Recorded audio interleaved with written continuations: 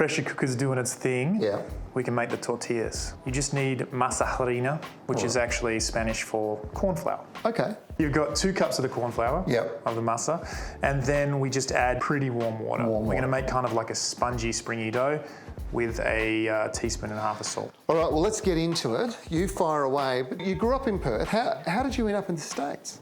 I was on a reality TV show that was called Search for Supermodel. It was like a modelling show.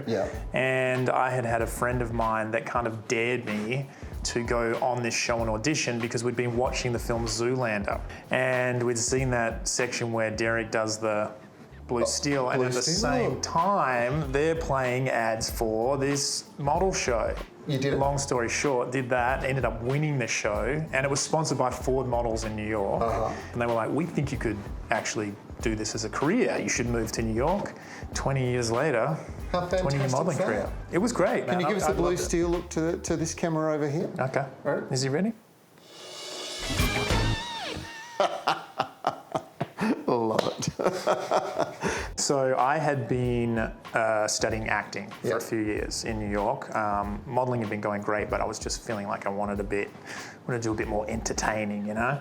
And the call of Survivor, they asked me to come and play on season 4. So I did that with an eye on basically trying to make a television career for myself.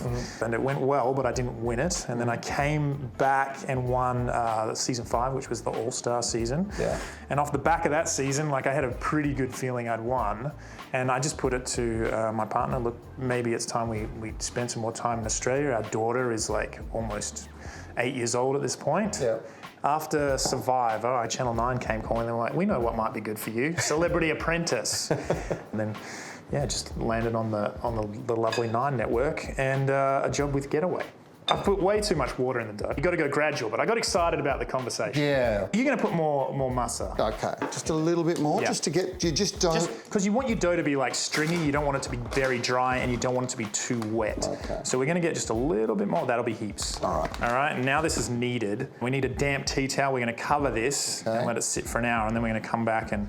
Is this one of those things where like you guys have a really nice version of this sitting aside and I can just... I've really knocked this out of the park. Let's put the wet tea towel over the top and we'll go and find the beer And we'll see you later.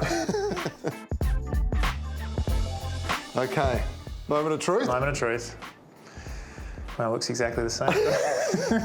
You know, I think we missed a grand opportunity to actually get some like proper taco shells and just have them all ready to go. Had them ready to go. But we need to knead this a little bit now. Rest it for an hour. Gee, I trust that you know what you're doing. Well, you can see from my kneading technique that I've at least done this twice before. Ice cream scoop. Ice cream scoop? Yeah. You want the balls to be about 1.5 inches across or so. Now, ordinarily, Trevor, we'd use a tortilla press. But I was on a trip through Baja, came across this village, old Mexican woman, gnarled hands from just rolling tortillas. She devoted her entire life. I apprenticed with her and she taught me how to do this. Wow. All right? And you're sharing it with us? And I'm sharing it with you. That's incredible. Not a true story at all. You get your baking paper and your cast iron pan and we're just gonna mash it and hope for the best. All right? Right over the top? Yeah, now this is power position, all right? Really, really jam it down. Let's have a look. What are we going to find under here? Oh, it's got the logo. It's got the brand. It's a fantastic lodge. We'll do, we're going to eat, let's do 6. You'll eat 3. You eat 3? Oh, easy. All right. Can you do it anywhere near as good as I do? Let's see. Oh! Beautiful.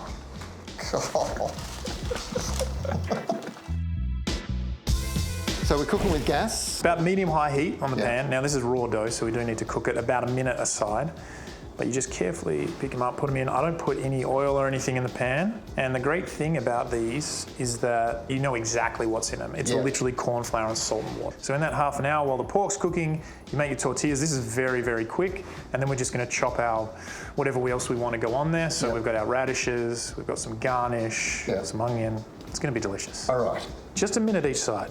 You can just see they're starting to cook there. Got a bit of golden colour on them. I just love the simplicity of this. Well, that's it. I think a lot of Mexican cuisine is simplicity. So they'll use all those rich flavors and they'll let things cook for a long time. But it's quite simple ingredients and all very fresh, like bright ingredients. So these are looking pretty good. So they've got a nice golden shape. They're holding together now. They're holding together. And the best way to store these now is you can just put them in your tea towel. Yeah. We're going to fold those over and we'll put them in the oven on low heat just to keep them warm. Okay. And as that heat kind of like steams them, they'll cook a little bit more. Yep. And they're going to be perfect. And then after the break, we'll have a look and see how that pork dish has gone.